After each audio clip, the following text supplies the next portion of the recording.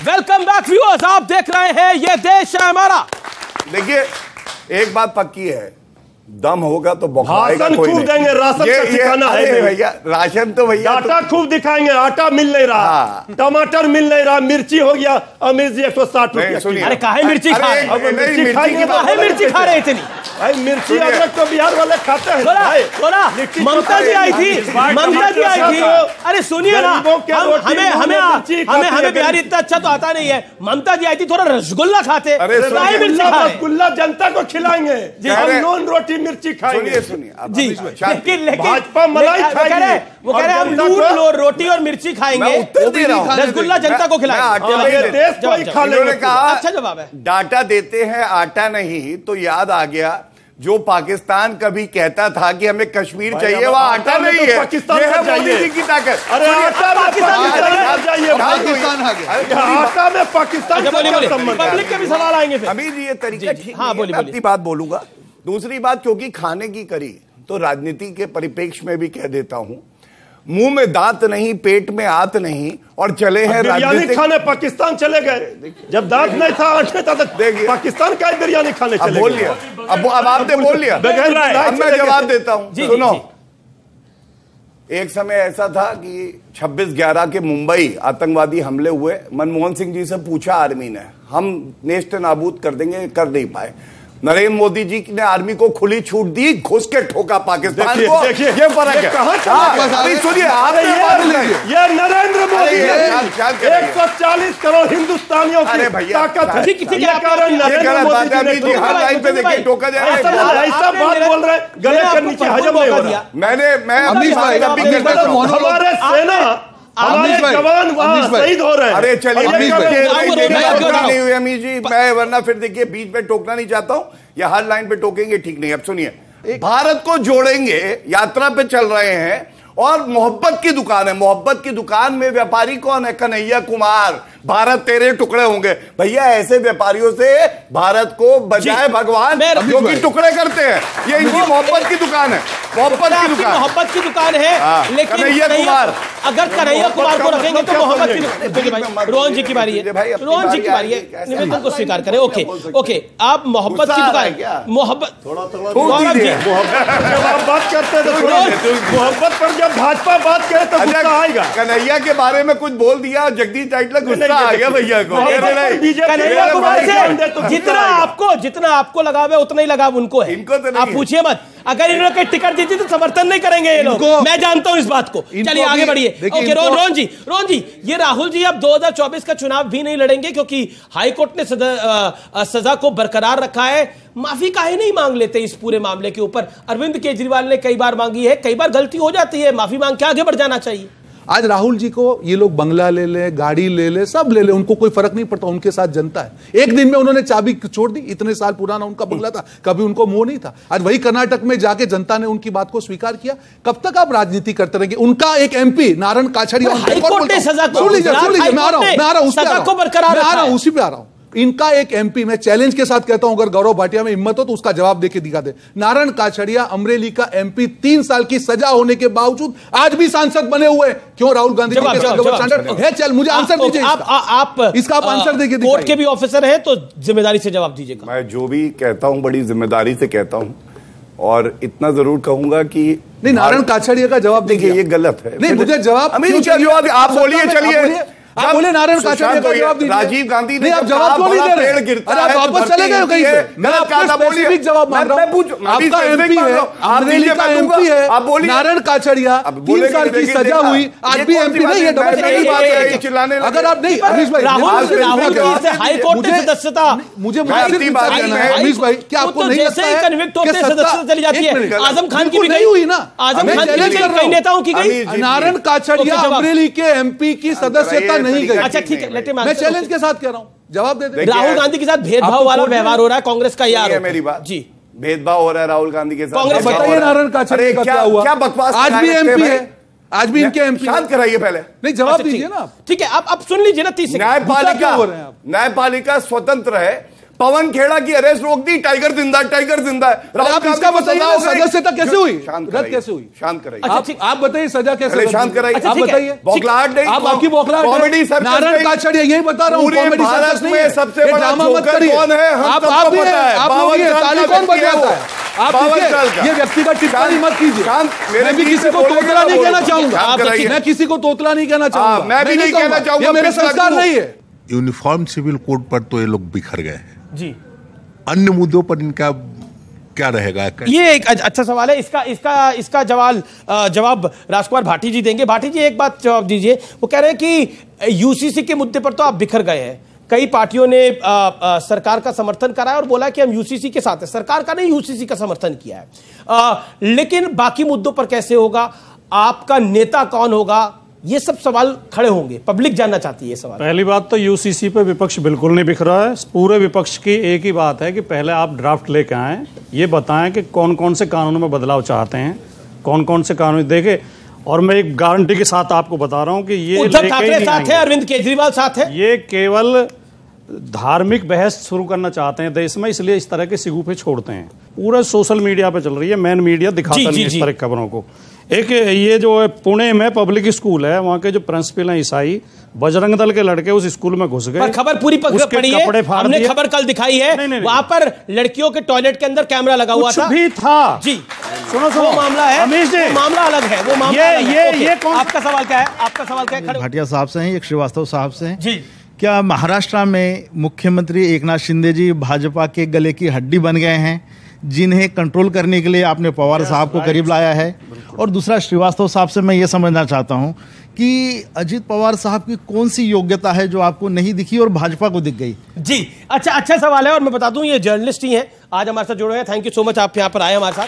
Okay, Ajit Pawar में आपको जो काबिलियत नहीं दिखी वो बीजेपी को कैसी दिखी? एक अच्छा सवाल है, जवाब। देखिए, बीजेपी को काबिलियत क्या दिखी है?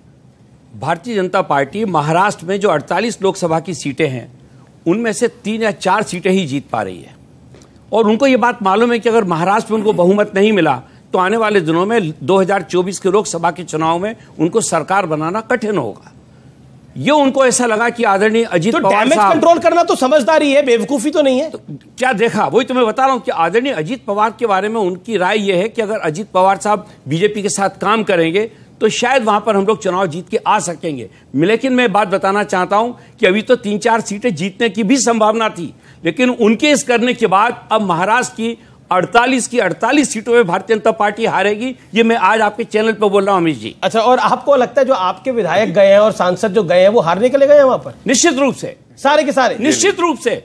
जिसके साथ जनता होती है ना, इस मंच से कहता हूं 303 से ज्यादा सीटें आएंगी भाजपा की और एनडीए की 400 प्लस। इनसे 301 तो अभी दो तो भी कम जनता ने कर दी इसी 5 साल में। यही पीड़ा है, ये सारे मिलके भी मोदी जी को हरा नहीं पाएंगे। अभी 303 प्रवक्ता खड़ा है, अभी 301 और मैं आपको बताऊं, अभी गौरव भाई 303 नहीं है।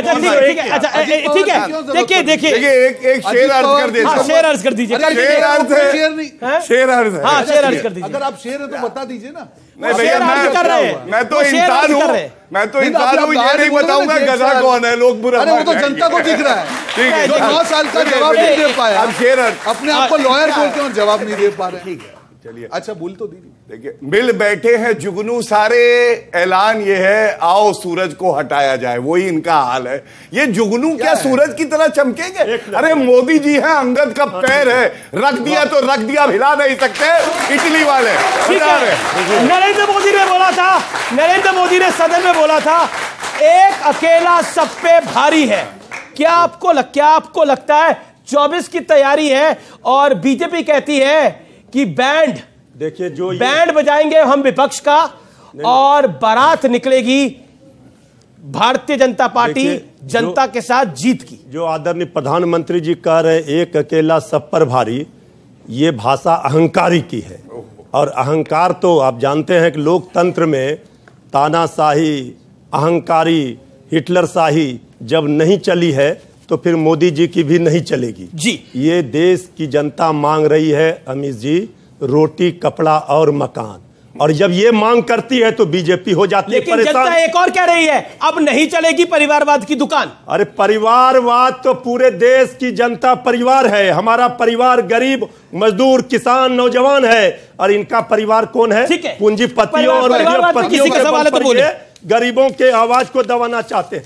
राजकुमार भाटी जी ने कहा कि हमारी बहन बेटी के खिलाफ कुछ गलत हो रहा है तो पुलिस आएगी। बहन बेटी के साथ अगर गलत होता है तो पुलिस का इंतजार करेंगे क्या हम लोग? पुणे के वाले लेकिन कानून का नहीं, आपकी बात सही है, लेकिन कानून का तो रिस्पेक्ट करने पड़ेगी। राजकुमार भाटी जवाब। अगर ये बात आपने कहा वो जिम्मेदार प्रिंसिपल थे तो उनकी जिम्मेदारी थी ना बाथरूम को चेक करना। अच्छा ठीक है। अगर ये बात किसी और ने कही होती, किसी और ने, तो ये उसे देशद्रोही ठहरा देते। जिस व्यक्ति को इस देश के कानून पर विश्वास नहीं है, पुलिस और फौज पर विश्वास नहीं है, वो इस देश का सच्चा नागरिक नहीं है, वो देशद्रोही है। आपको पुलिस में विश्वास नहीं है, आपको पुलिस में विश्वास नहीं है, ठीक है, वो भारतीय जनता पार्टी और सवाल किसके पास है?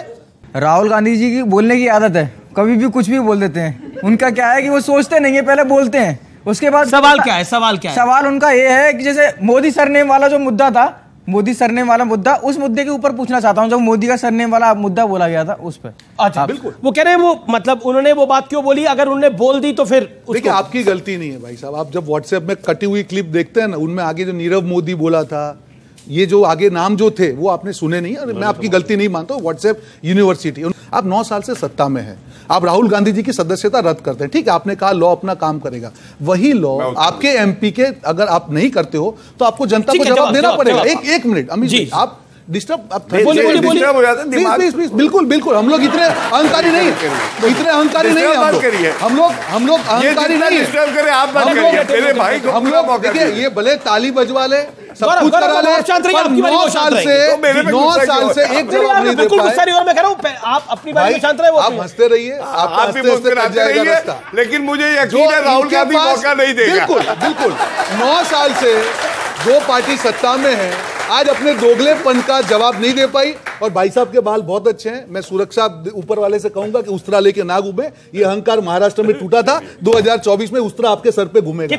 कांग्रेस की बता दीजिए, जनता तय करेगी। बिल्कुल अहंकार नहीं, सरकार कांग्रेस पार्टी की बनेगी, जनता तय करेगी। कांग्रेस पार्टी की बनेगी, मैं कह रहा हूं कितनी आएंगी जनता तय करेगी। पीएम कौन होगा? जनता तय करेगी, जनता तय करेगी। बिल्कुल हम अहंकारी नहीं है, बिल्कुल करेगी। मेरे भाई ने एक बहुत कितनी सीटों पे उस तरह घूमेगा सवाल पूछा और मैं समझता हूं कि बहुत वाजिब सवाल था। यहां से उत्तर क्या आया था? आपने जब बताया लड़कियों के टॉयलेट के बाहर कैमरा लगा था तो इन्होंने कहा जो भी हुआ कुछ भी नहीं करना चाहिए। बजरंग दल को अधिकार है क्या गुंडागर्दी करने का? नहीं, आप जवाब। अरे आप क्यों गुंडागर्दी कर रहे हैं? मेरे भाई है, गले लगी है, आप क्यों मुझे ऐसे ताड़ रहे हैं यार? नहीं, बजरंग दल को गुंडागर्दी करना चाहते हैं, अपनी बात प्रिंसिपल को पीटेंगे जाके, पुलिस में मुकदमा दर्ज कराते। कानून है, कानून का राज है। आप भूल गए, इस तरह अगर गुंडागर्दी करेंगे, ये वो पार्टी है, लड़के हैं, लड़कों से गलती हो जाती है, इन्हें कानून वानून की चिंता नहीं है। चिल्लाए यहाँ पे। दूसरा, अभी यहाँ पे बात हुई, उन्होंने कहा राहुल गांधी ने ऐसा कहा वैसा कहा। इन्होंने कहा व्हाट्सएप यूनिवर्सिटी से ज्ञान लेके आते हैं। जनता व्हाट्सएप यूनिवर्सिटी से ज्ञान नहीं लेके आती है। जनता व्हाट्सएप बना देती है। हमारे देश की न्यायालय को व्हाट्सएप यूनिवर्सिटी बुलाते हैं। हाई कोर्ट ने फैसला दिया, ये किसी व्हाट्सएप का तो फैसला नहीं है, हाई कोर्ट का। आपने उस कौन का लड़का था जिससे सवाल पूछा था, आपने इनको बोल दिया कि इनका जो ज्ञान है ये व्हाट्सएप यूनिवर्सिटी का है।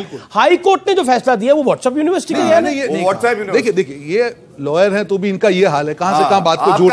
मैंने क्या कहा कि उन्होंने राहुल गांधी जी की स्पीच का कहा। मैंने ये कहा अगर पूरी स्पीच आप देखते हैं, उन्होंने नीरव मोदी की बात की और ऐसे मोदी बात जो देश के छोड़ के चले। पहली बात।